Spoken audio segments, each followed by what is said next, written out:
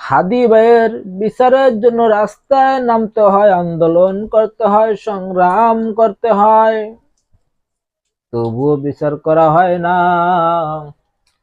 তবুও প্রশাসন কিছু বলে না। তবুও বাংলাদেশ সরকার, প্রধান উপদেষ্টা তবুও কিছু বলে না। ওই আমার ছাত্র ভাই বোনেরা রাস্তায় আন্দোলন করতেছে, সংগ্রাম করতেছে, কত কষ্ট তাদের। এই হাদি ভাই দেশে 5ই আগস্টে তারা ভালো ভূমিকা পালন করছে।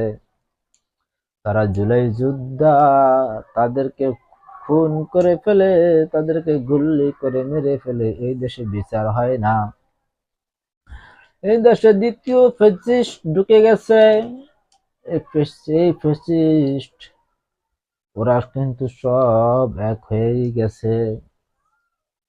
কারণ কি জানেন, সামনে কিন্তু নির্বাচন। ফ্যাসিস্টদেরকে ক্ষমতা না দিলে এই ফ্যাসিস্ট এই দেশের উপরে জুলুম করবে, অত্যাচার করবে।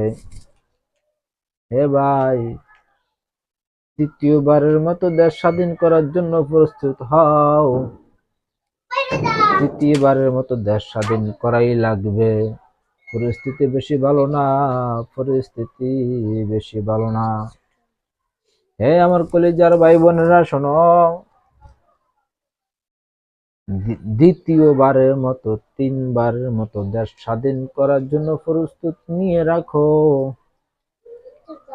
এই দেশে তিনবারের মতো স্বাধীন হইতেই হবে। বেশি দূরে নাই, বেশি দূরে নাই।